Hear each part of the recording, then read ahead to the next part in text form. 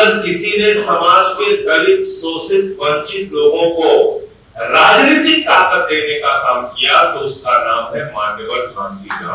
कि भले ही तुम्हारे घर का छप्पर जल जाए, लेकिन वोट के दिन अपने राजनीतिक शक्ति का इस्तेमाल करने के लिए जरूर जाना, अपनी सरकार बनाओ और अपना समाधान निकालो। कोई दलित के घर में पैदा हो गया, दलित हो गया, ये व्यवस्था बनाई किसने? क्या जन्म लेने वाले उस बच्चे का कोई दोष है? जो दलित के घर में पैदा हो गया, उसको आप बगल में बिठा के खाना नहीं खिलाएंगे? उसको स्कूल में पढ़ने की इजाजत नहीं, मंदिर में जाने की इजाजत नहीं, उसके साथ भेदभाव की व्यवस्था चलेगी? अगर दलितों के गले में फांदी बांध के और पीछे उनके झाड़ू बांध के उनको चलने के लिए मजबूर किया गया है, तो इस अपराध के लिए 1000 बार समाज के उन लोगों को माफी मांगनी पड़ेगी। बाबा साहब डॉक्टर भीमराव अंबेडकर जी को तालाब में पानी पीने के लिए संघर्ष करना पड़ा। जहां पे जानवर को पानी पीने की इजाजत थी, वहां पे दलितों को पानी पीने की इजाजत नहीं।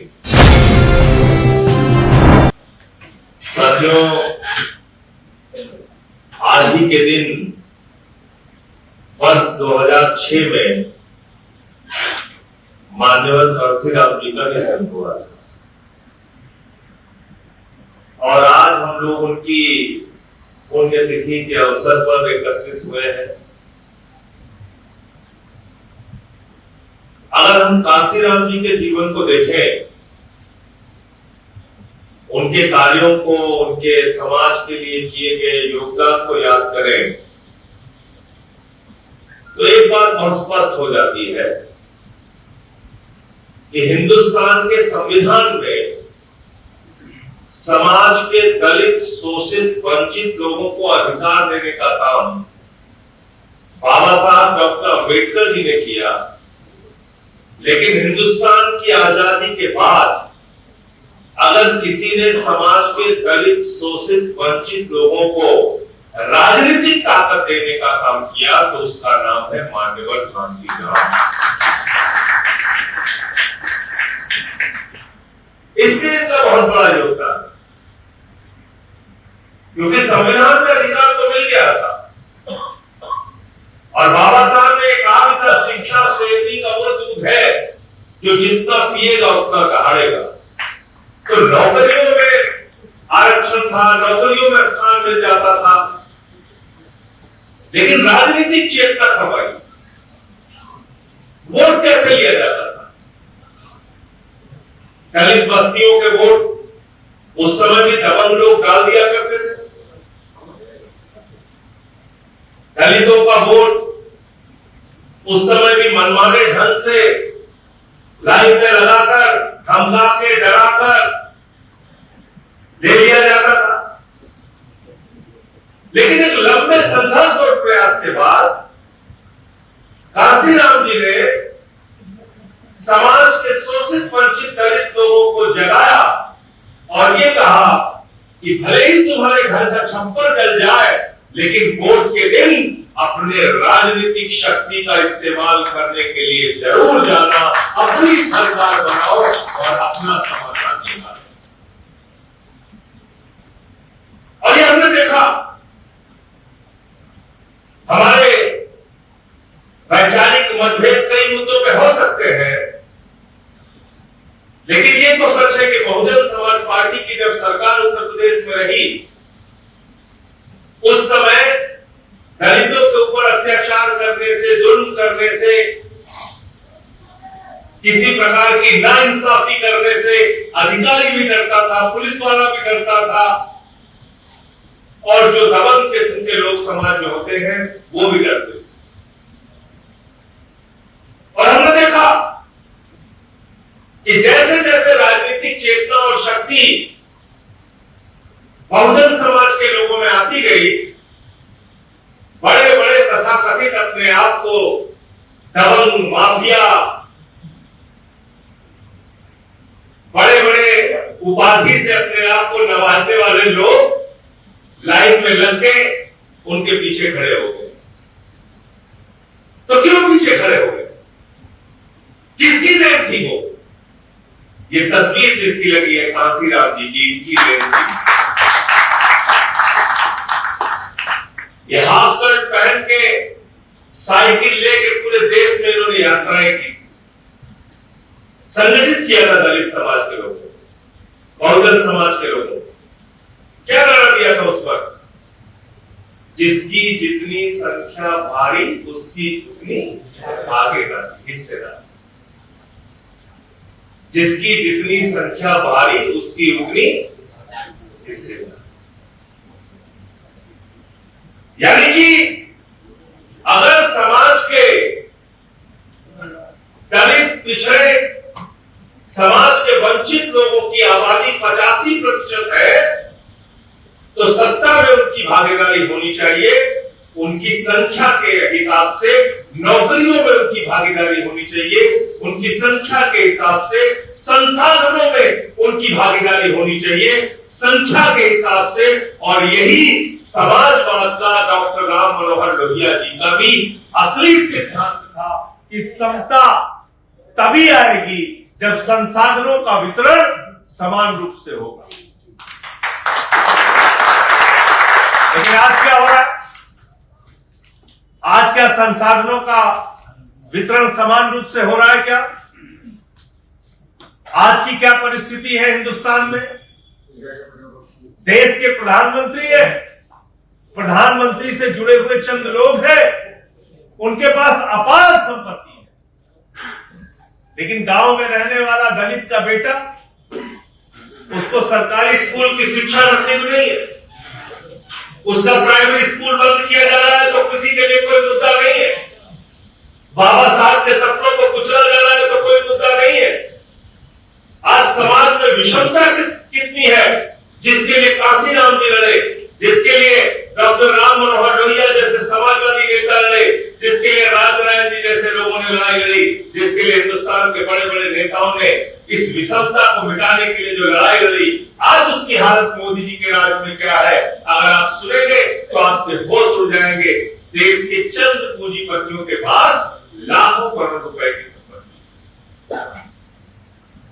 कुछ करोड़, कुछ लाख, कुछ 100 करोड़, कुछ 1000 करोड़ नहीं, लाखों लाख करोड़ की संपत्ति। तो हिंदुस्तान बन किसके लिए रहा है? क्या गांव में रहने वाले गरीब दलित के बच्चे के लिए बन रहा है?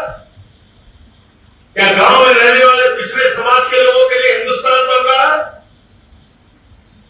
क्या वो लोग जो संसाधनों से वंचित है, शिक्षा से वंचित है, स्वास्थ्य सुविधाओं से वंचित है, क्या उनके लिए हिंदुस्तान बन रहा है? नहीं, हिंदुस्तान बन रहा है अडानी के लिए, हिंदुस्तान बन रहा है बड़े बड़े पूंजीपतियों के लिए। कल 19,000 करोड़ रुपए का एयरपोर्ट, उसका नवी मुंबई में उद्घाटन करते हैं प्रधानमंत्री जी, और उनको सम्मानित कौन कर रहा है? अडानी सम्मानित कर रहा है। मालिक अपने नौकर को सम्मानित करने का काम कर रहा है। ये हिंदुस्तान आज देश के प्रधानमंत्री को सम्मानित कर रहा है अडानी,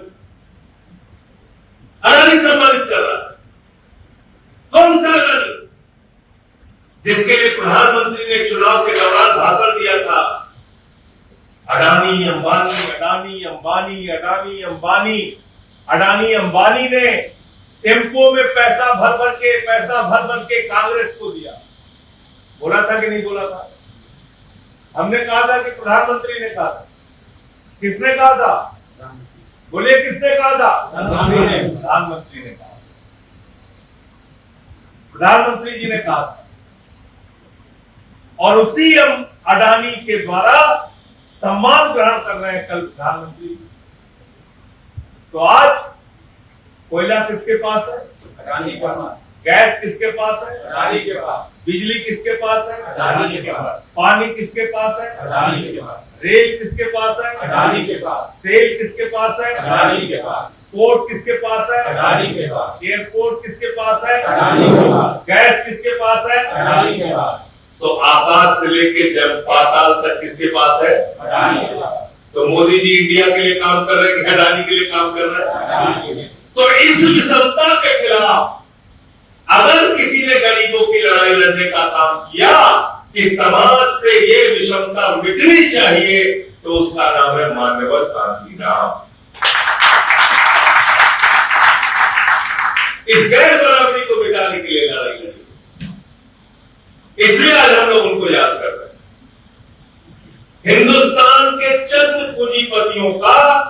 प्रधानमंत्री नरेंद्र मोदी जी की सरकार ने 15 लाख करोड़ रुपए माफ किया। 15 करोड़ या 15,000 करोड़ नहीं, 15 लाख करोड़ रुपए माफ कर दिए। आप सोचिए, टीटी के टीचर के लिए कह रहे हैं टीटी पास करो तब टीचर बने रहोगे, वरना हटा दिए जाओगे। बैठे हमारे शिक्षक हैं, गलत तो नहीं कह रहा हूं। शिक्षा मित्र के लिए कह रहे हैं हमारे पास पैसा नहीं, कह रहे नहीं कह रहे। छोटी सी चपरासी की नौकरी आपको देनी हो, कहते हैं हमारे पास पैसा नहीं है। और तो छोड़िए, भारत माता की सुरक्षा का मामला है, सीमा की सुरक्षा का मामला है, हम कह रहे हैं हमारे जवानों को पुरानी भर्ती बहाल करो। सरकार कहती है हमारे पास पैसा नहीं है, हम उनको अग्निवीर बनाएंगे, 4 साल की नौकरी देंगे। भारत की सीमा की सुरक्षा के साथ गद्दारी करने का काम ये सरकार कर रही है और कहती है हमारे पास पैसा नहीं है। पैसा गया कहां? पैसा गया इन चंद पूंजीपतियों के पास। आपके लिए पैसा नहीं है, आपके बच्चों के स्कूल के लिए पैसा नहीं है, आपके अस्पताल के लिए पैसा नहीं है। एजुकेशन लोन जो हमारा नौजवान लेता है, इलाहाबाद में, लखनऊ में, अयोध्या में जो पढ़ाई करता है, तैयारी करता है, कानपुर में तैयारी करता है, मेरठ गाजियाबाद में तैयारी करता है, कहता है हमारा कर्जा माफ कर दो। सरकार कहती है पैसा नहीं। लेकिन 15 लाख करोड़ रुपए चंद पूंजीपतियों का माफ किया गया।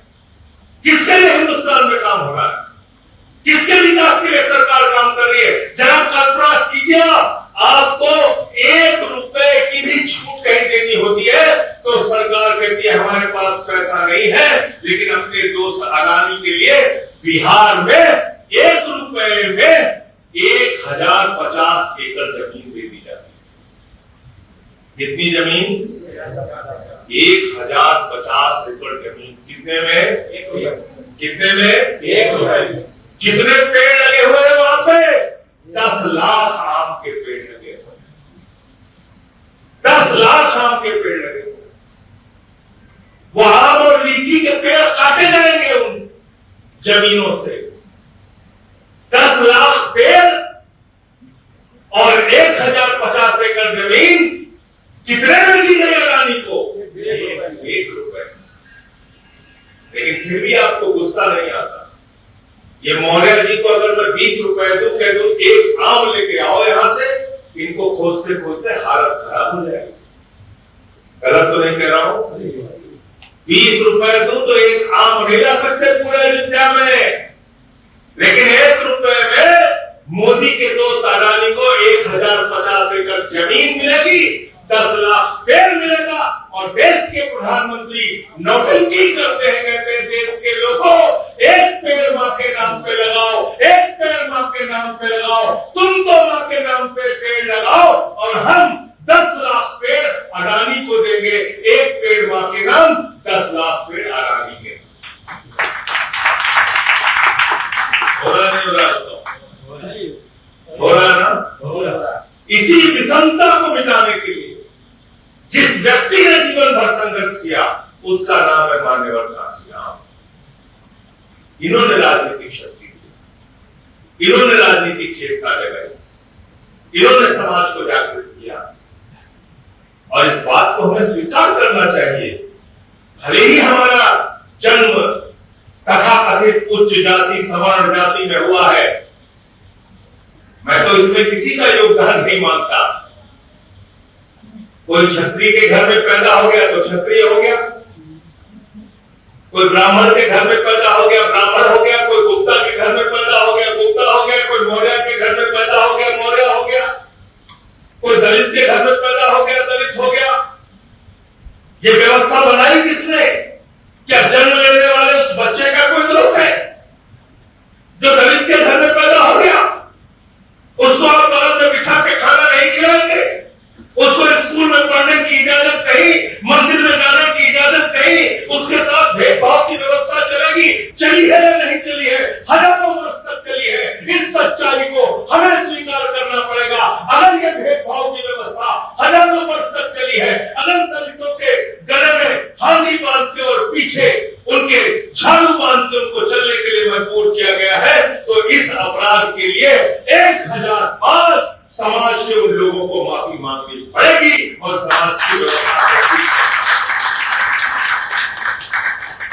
समाज की व्यवस्था को ठीक करना पड़ेगा।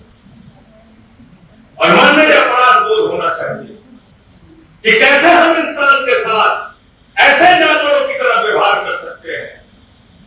याद रखना पड़ेगा, बाबा साहब डॉक्टर भीमराव अंबेडकर जी को तालाब में पानी पीने के लिए संघर्ष करना पड़ा। तालाब में पानी पीने के लिए, जहां पे जानवर को पानी पीने की इजाजत थी, वहां पे दलितों को पानी पीने की इजाजत नहीं थी। दलितों को पानी पीने की इजाजत नहीं थी। और जब वहां दलितों का अभियान चला, बाबा साहब के नेतृत्व में समाज के शोषित वंचित दलित लोगों ने जाके पानी पिया, तो उनके घर जलाए गए, उनको मारा गया, उनको पीटा गया, ये काम किया गया।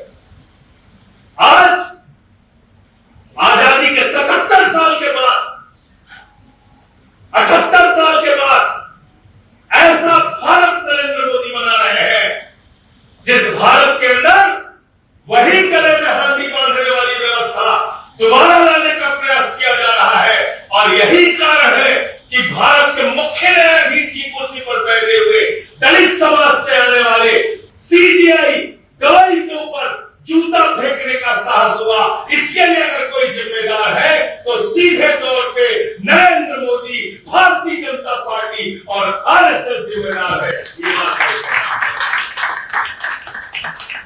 और ये बात मैं क्यों कह रहा हूं?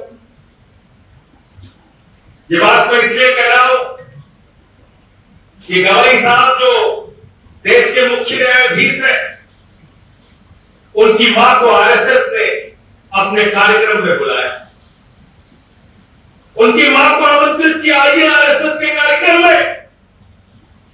उनकी मां ने कहा हमारे पति के खिलाफ आरएसएस बोलती थी।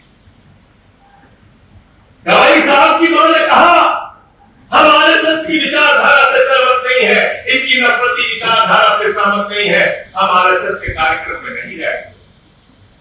यह कारण है भारतीय जनता पार्टी और आरएसएस के लोग बर्दाश्त नहीं कर पाए कि मुख्य न्यायाधीश की मां ने कैसे आरएसएस के कार्यक्रम में जाने से मना कर दिया और एक साजिश रची गई। उस साजिश में कुछ यूट्यूबर शामिल है। एक शख्स का तो नाम आप जानते होंगे जो आजकल चर्चा में अजीत भारती नाम का व्यक्ति। 2-3 लोगों के साथ वो वीडियो बना, उसका साहस देखिए, उसकी हिम्मत देखिए, आजादी के 78 साल के बाद उसकी मानसिकता देखिए।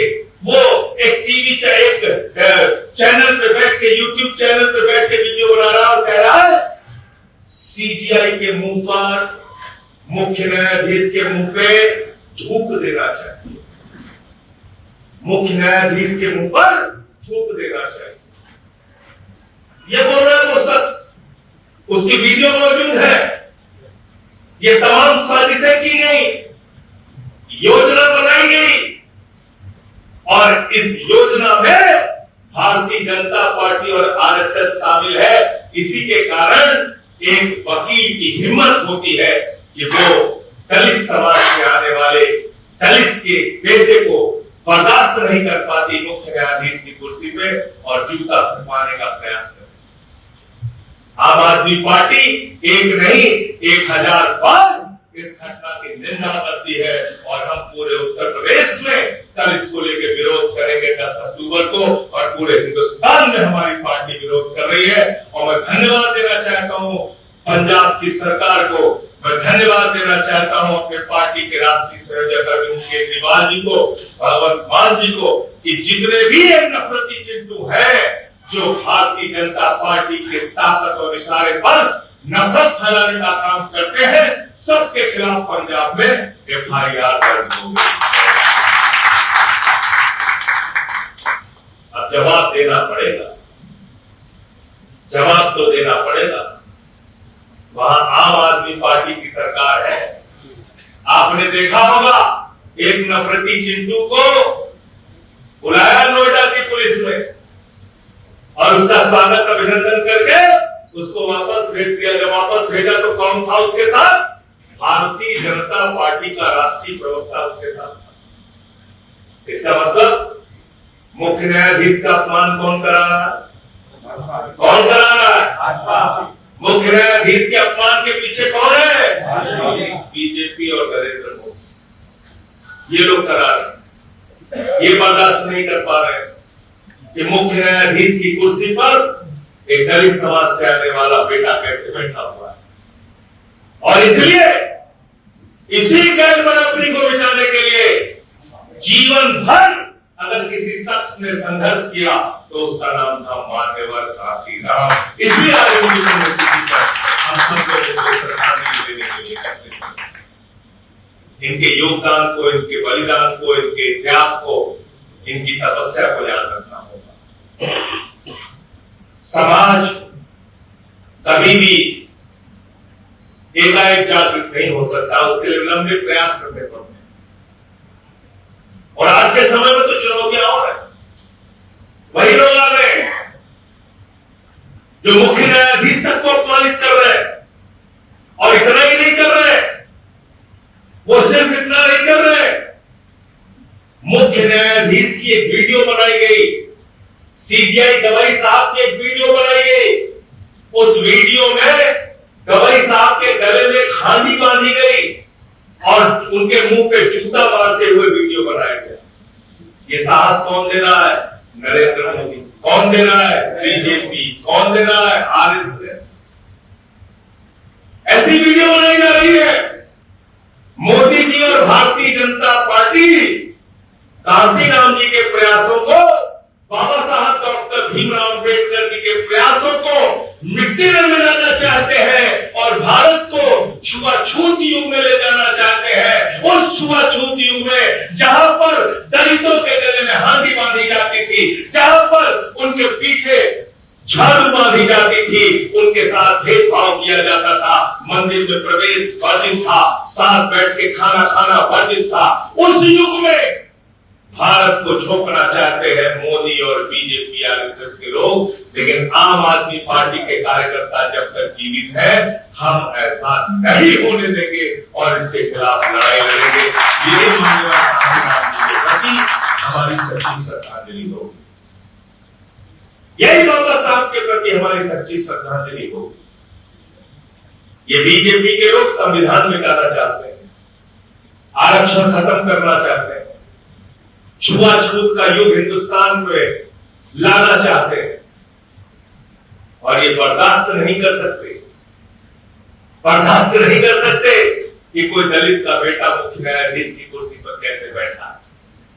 इस गैर बराबरी को मिटाने के लिए, इस सामाजिक विषमता को मिटाने के लिए, ये आर्थिक विषमता को मिटाने के लिए, ये राजनीतिक विषमता को मिटाने के लिए जीवन भर संघर्ष करने वाले व्यक्ति का नाम है मान्यवर घासीराम। आज के दिन मैं उनको अपनी तरफ से उनकी पुण्यतिथि पर श्रद्धांजलि अर्पित करता हूं और आम आदमी पार्टी की ओर से, एक एक कार्यकर्ता की ओर से उनको अपनी श्रद्धांजलि देते हुए यही संकल्प लेना चाहता हूं, जब तक हम लोग राजनीति में रहे, इस गैर बराबरी के खिलाफ लड़ते रहे।